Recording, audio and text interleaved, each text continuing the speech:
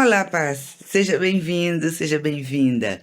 É um enorme prazer voltar a conversar com você. E eu estou aqui para fazer um lembrete bem rapidinho. Talvez você já saiba, mas nos últimos episódios do nosso canal Ame Sua Sensibilidade, nós tivemos uma série de podcasts dedicados ao mundo do trabalho. Nestes áudios, eu falei sobre as nossas maiores dificuldades nos ambientes de trabalho e por que é que eles nos cansam tanto. Falei também das profissões que mais tendem a nos atrair enquanto pessoas altamente sensíveis e os riscos que cada uma delas pode trazer se a gente não souber lidar com as suas exigências. Tratei também do grande fantasma que ronda a nossa vida, que é o risco do esgotamento ou do burnout.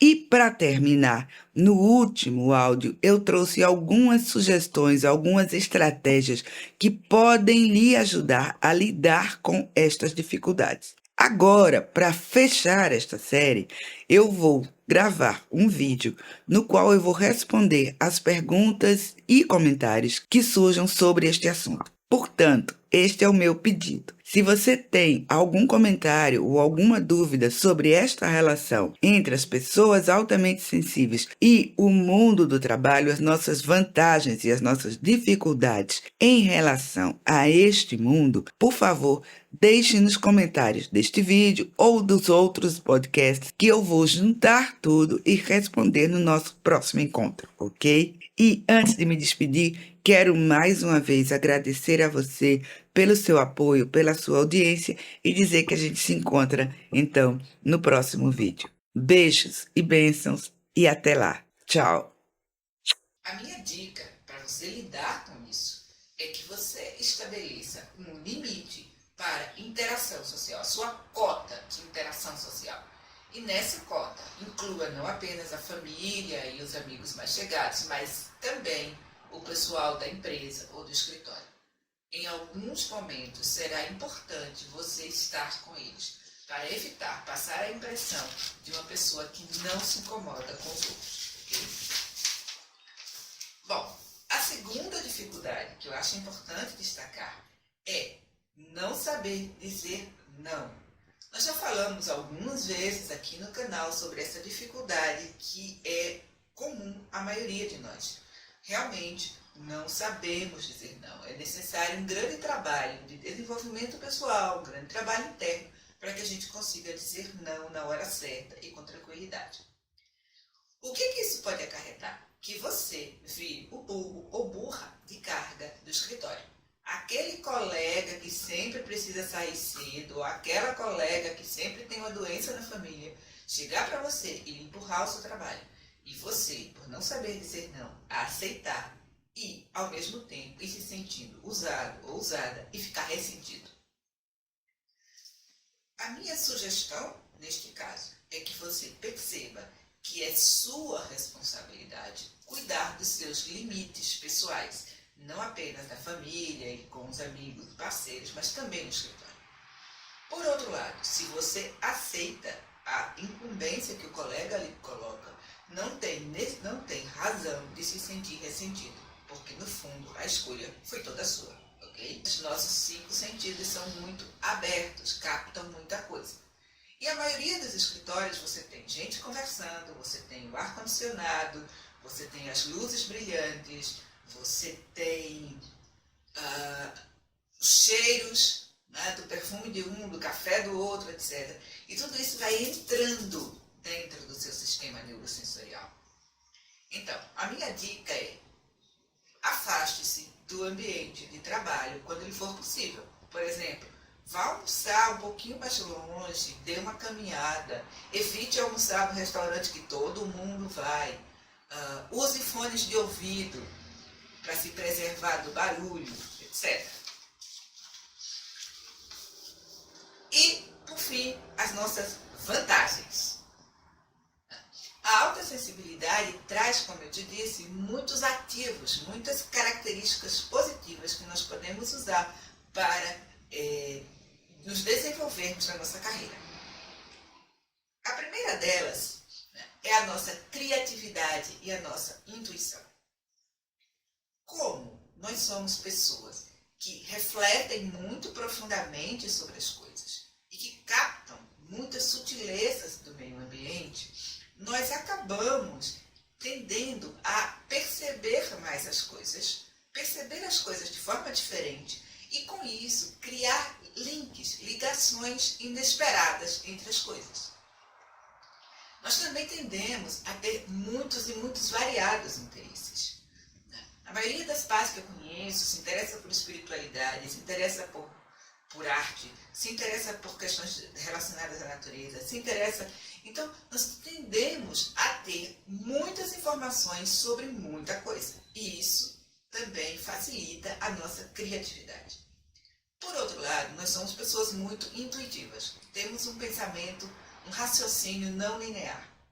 Nossa tendência é pensar não de A a B ou C, mas de A a M, de M a Z, de Z a T, etc. Nós tendemos a ser aquilo que eu chamo de pensadores de fora da caixa. E com isso, trazemos de novo soluções inesperadas para velhos problemas. Primeiro, comparar-se com os outros só vai fazer com que você se sinta abaixo, porque os outros estão atuando, são cavalos correndo na sua própria pista e você está tentando imitá-los e isto não é você. A outra coisa que isso tende a causar é que você vai ficando cada vez mais exausto ou exausta e frustrado ou frustrada com o próprio desempenho. Então, tente rever essa estratégia e perceba o seguinte: você vê e sente as coisas de maneira diferente. Esperar que as outras pessoas vejam e percebam da mesma maneira que você não irá resultar. Porém, à medida que você se apropria do fato de ser diferente, você pode trazer uma contribuição nova. E é aí que você tem que se apoiar. Por outro lado, o próprio fato de entender e reconhecer a sua diferença pode lhe dar muito mais paz e tranquilidade. Inclusive, para saber a hora de parar de trabalhar e de dizer, não, eu não posso pegar essa tarefa porque eu não vou dar conta de duas. Entende? Saber quem você é pode lhe ajudar a delimitar com clareza o que você pode e o que você não pode fazer. O terceiro passo, minha terceira sugestão, trabalhe na sua integração.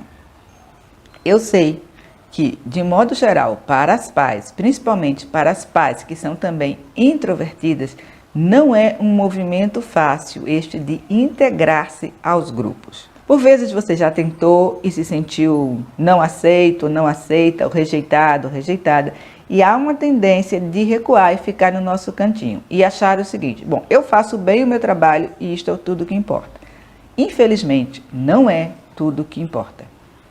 Veja, as pessoas têm receio, têm medo daquilo que é diferente.